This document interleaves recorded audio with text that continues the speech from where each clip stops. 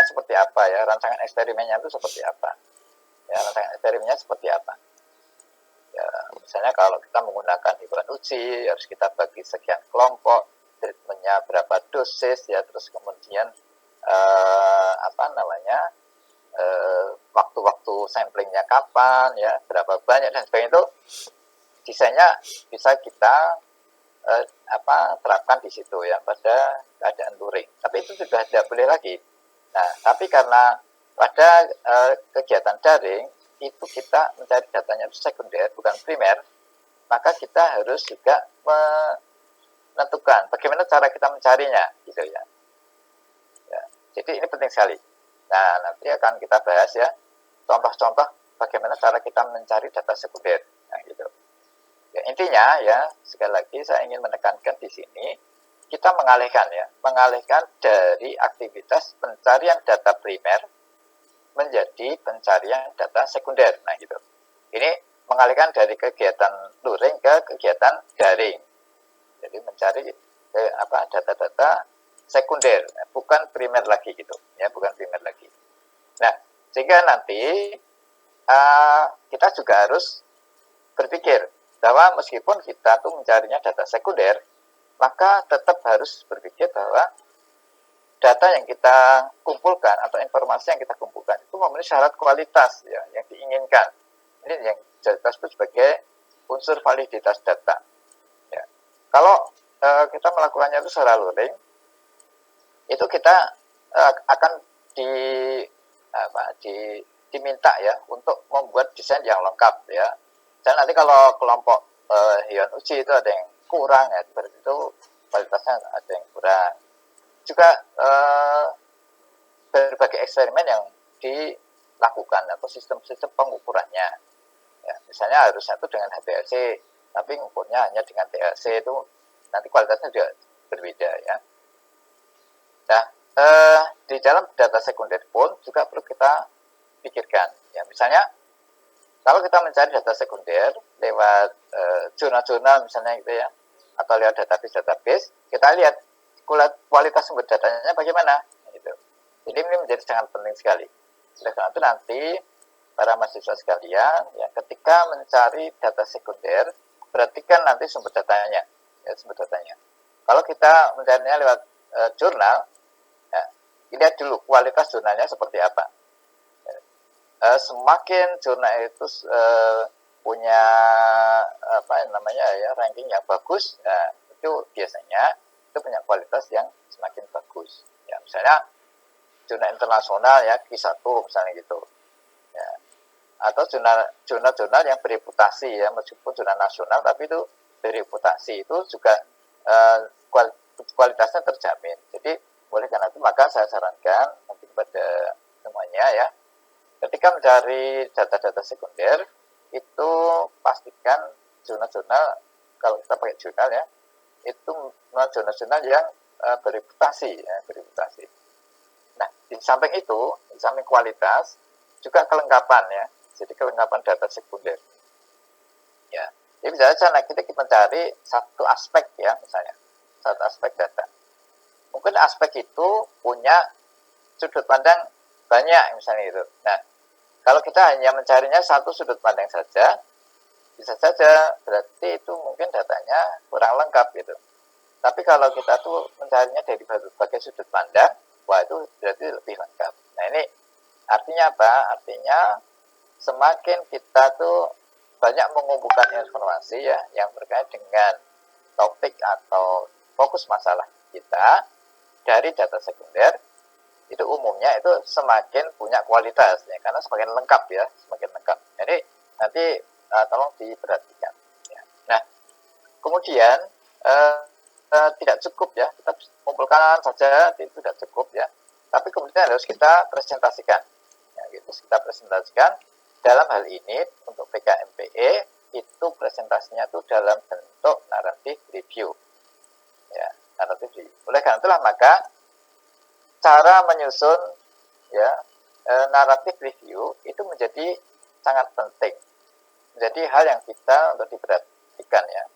Nah, bagaimana itu bisa kita lakukan? Maka kita perlu bagaimana kita membuat strategi-strategi di dalam menyusun narrative review. Ya, ini ditentukan oleh cara pemaparannya ya. Jadi gimana kita memaparkan dari apa yang kita cari tadi. Misalnya kita sudah mencari data-data banyak, misalnya itu. Terus gimana ini memaparkannya? Bisa saja itu dipaparkan dengan narasi, bisa saja dengan tabel, bisa saja dengan gambar, bisa kombinasi tiga-tiganya ya. Nah ini nanti diolah ya. Bisa saja nanti dengan pembahasan ya, atau ditambah dengan simulasi dan sebagainya. Nah ini nanti akan sangat menentukan mutu dari pemaparan atau proses penelitian yang dilakukan. Ini penelitian ini juga dalam kategori penelitian juga. Hanya data yang dikumpulkan itu berupa data sekunder, bukan data primer. Nah, sehingga di sini ya, sistem analisis yang digunakan itu menjadi sangat penting juga untuk menentukan mutu, ya, untuk menentukan mutu dan dampak luaran. Nah, cara melihat mutu dan dampak luaran itu gimana? Nanti bisa dirasakan. Misalnya kita sudah menyusun narrative review. Nanti kita lihat apakah narrative review ini kira-kira layak dipublikasi apa enggak. Nah, gitu. Jadi nanti bisa diukur. Ya, kalau asal menulis gitu aja, datanya bagus, tapi nulisnya asal-asalan, nah ini sulit sekali nanti dipublikasi ya. Datanya bagus, lengkap, ditulis dengan sangat rapi, analisisnya mendalam, wah itu bagus sekali. Sehingga itu bisa dijamin nanti mutunya dan bisa dipublikasi di jurnal-jurnal yang bereputasi. Dan bahkan nanti bisa diprediksi ini paper atau artikel ilmiah seperti ini bakal disitasi oleh banyak orang. Nah itu sudah diprediksi itu, nah itu dampak luaran ya. Jadi bisa melihat dampak luaran. Nah oleh karena itulah maka pada para mahasiswa sekalian dan juga para dosen pendamping, juga pembina di universitas, ini nanti diperhatikan ya untuk mengawal ya, untuk memitigasi bahkan gitu ya proses penyusunan narrative review ini. Ya, narrative review yang didasarkan pada kegiatan penelitian daring ya, yaitu pencarian data sekunder ya. Kira ini aja yang untuk yang slide ini saya tekankan ya. Ya jadi sekali lagi meskipun kita melakukannya secara daring, jangan lupa tetap fokus pada mutu dan dampak luarnya yang harus kita susun ya. Nah sekarang pertanyaan berikutnya adalah lantas bagaimana kita secara teknis itu menyiapkannya atau melaksanakan PKM yang didasarkan pada kegiatan daring ini atau digital ya. Nah, sebagai prinsip umum perlu kita perhatikan bahwa pelaksanaan itu tidak diperkenankan dengan interaksi fisik secara langsung. Nah, ini prinsip yang sangat esensial ya, yang fundamental di dalam kegiatan daring ini ya. Ini misalnya telah bergrup itu jelas tidak boleh ya, bahkan pertemuan langsung dengan anggota itu pun juga tidak diperkenankan. Dengan pembimbing itu pun juga tidak diperkenankan. Jadi konsultasi, diskusi dan sebagainya itu semuanya dilakukan dengan daring ya, atau online. Ya, bahkan juga ini nanti kalau untuk PKN 5 bidang ya semuanya itu outputnya, hasilnya itu berupa produk digital ya, termasuk PKMPE itu produk digital ya, berupa artikel ya, jadi artikel ilmiah berupa narrative review. Nah, saya ingin memberikan salah satu contoh saja ya, salah satu contoh yang mungkin itu umum ya dilaksanakan di kegiatan PKMPE untuk bidang-bidang tertentu yang misalnya di bidang farmasi, kedokteran, biologi, juga di agro ya mungkin ya, dan juga mungkin di MIPA ya, sebagian di MIPA.